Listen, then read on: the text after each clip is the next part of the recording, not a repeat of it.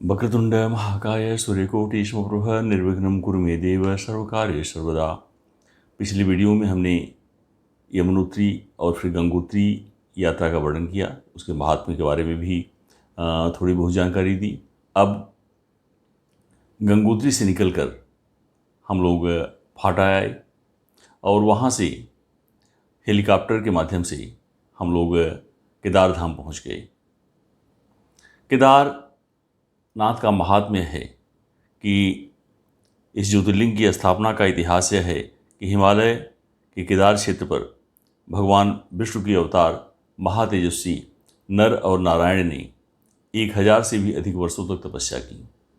उनकी तपस्या से प्रसन्न होकर भगवान शिव वहाँ प्रकट हुए और उन्होंने यह वरदान दिया कि यहाँ ज्योतिर्लिंग के रूप में सदा वास करने का वरदान को प्रदान किया। 1000 वर्ष से पूर्व माना जाता था और यह जनश्रुत भी है कि केदारनाथ धाम का निर्माण पांडव या उनके वंशज ने कराया, उनके वंशज यानी जन्मेजय ने कराया। और कालांतर में इस मंदिर का जीर्णोद्धार आदि शंकराचार्य ने किया और आदि शंकराचार्य की समाधि भी मंदिर के पृष्ठभाग में विराजमान है।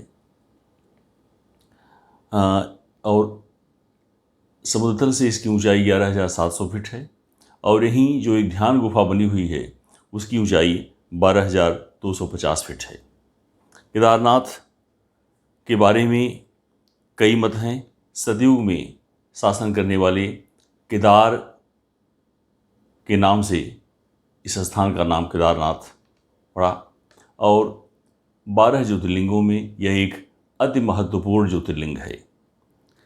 भगवान शिव की पूजा यहाँ विग्रह रूप में की जाती है, जो बैल की पीठ जैसी त्रिकोण आकृति की जैसी है, उसी की पूजा यहाँ की जाती है। और गंगोत्री से लाया हुआ जल भी लोग चढ़ाते हैं और दूसरी कोई वस्तु उपलब्ध नहीं होती, सिर्फ घी का लेपन जो है वह किया जाता है। और मंदिर के बाहर नंदीश्वर विराजमान हैं, गणेश जी और पांडव परिवार की पूरी मूर्तियां वहाँ लगी हुई हैं। यह तो मंदिर की बात हो गई। अब यह एक अत्यंत जागृत देवस्थान है और इसके बारे में मैं एक छोटी सी कहानी आपको बताऊंगा कि बहुत प्राचीन काल की बात है।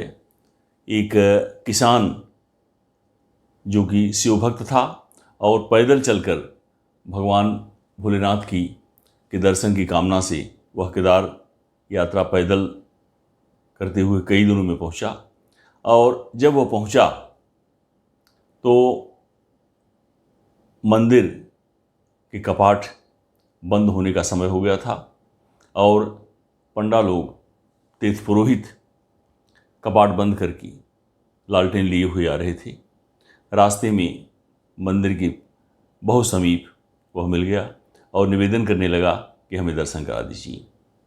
तीर्थ पुरोहितों ने कहा कि अब तो मंदिर बंद हो गया, अब अक्षय तृतीया के बाद ही खुलेगा और अब आप नीचे चलिए, दर्शन नहीं हो पाएगा। वह थका हारा था ही, बहुत काफ़ी थका था। वह भगवान भोलेनाथ का ध्यान करते हुए वहीं बाहर बैठ गया और भूख प्यास से व्याकुल उसे कब नींद आ गई यह मालूम नहीं पड़ा। किंतु कुछ देर बाद उसे महसूस हुआ कि एक सफ़ेद वस्त्रधारी कोई व्यक्ति आया और उसे कहा, चिंता मत करो, सो जाओ, सुबह दर्शन हो जाएंगी। और इतना ही नहीं, पत्तल पर भोजन लाकर उसे कराया और भोजन करने के बाद वह गहरी नींद सो गया।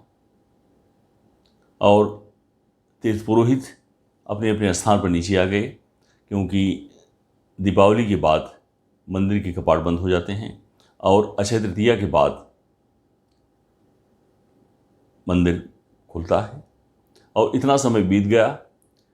यह समय बीतने के बाद तीर्थ पुरोहित फिर निश्चित समय पर जब मंदिर का कपाट खुला तो वे पूजा करने के लिए जा रहे थे। तो उन्होंने देखा कि एक वृद्ध व्यक्ति जो पहले मिला हुआ था, उसे पहचानने में उन्हें देर न लगी, वह वहाँ बैठा हुआ था। और उनके देखते ही, तीर्थ पुरोहित ने को देखते ही उस व्यक्ति ने कहा, अरे महाराज, आप तो कह रहे थे कि मंदिर बहुत समय बाद खुलेगा और हम सोए और सुबह सुबह आप आ गए, चलिए हमें दर्शन करना है। अब तीर्थ पुरोहित जो थे, उनकी बड़ी असमंजस वाली स्थिति आ गई। उन्हें कुछ समझ में नहीं आ रहा था, क्योंकि उन्हें मालूम था कि इतने समय तक मंदिर बंद था और इतनी ठंड में कुछ समय भी रह पाना बड़ी मुश्किल की बात होती है। किंतु यह वही व्यक्ति है जो मंदिर के कपाट बंद करते हुए समय आया था और आज फिर जागृत अवस्था में उससे मिल रहा है। कालांतर में उस व्यक्ति ने पूरी बात बताई और तीर्थ पुरोहितों ने उसे प्रणाम किया कि आपको तो साक्षात भगवान भोलेनाथ के दर्शन हो गए और उसे दर्शन मिला। यह कहानी यह बताती है कि भूलोक का एक बहुत ही जागृत और अद्भुत देवस्थान, तीर्थस्थान केदारनाथ धाम है और चारों तरफ बर्फ से घिरा हुआ क्षेत्र है। सूर्योदय के समय यहाँ की छटा जो है वह देखते ही बनती है। मंदाकिनी कैलाशनाथ शिखर से निकलने वाली सबसे महत्वपूर्ण नदी है, जो रुद्रप्रयाग से अलकनंदा से जुड़ी होती है। यह नदी केदारनाथ मंदिर से 1 किलोमीटर ऊपर स्थित चौराबाड़ी की बर्फ के पिघलने से निकलती है। और हम लोग नंदीश्वर को प्रणाम करके, गणेश जी को प्रणाम करके मंदिर के धाम में प्रवेश किए और साथ में लिया हुआ घी दीपक के लिए भी चढ़ाया गया और त्रिकोण विग्रह पर हाथ से हमने घी लगाया। एक अद्भुत आनंद की अनुभूति हुई और दर्शन करने के बाद हम लोगों ने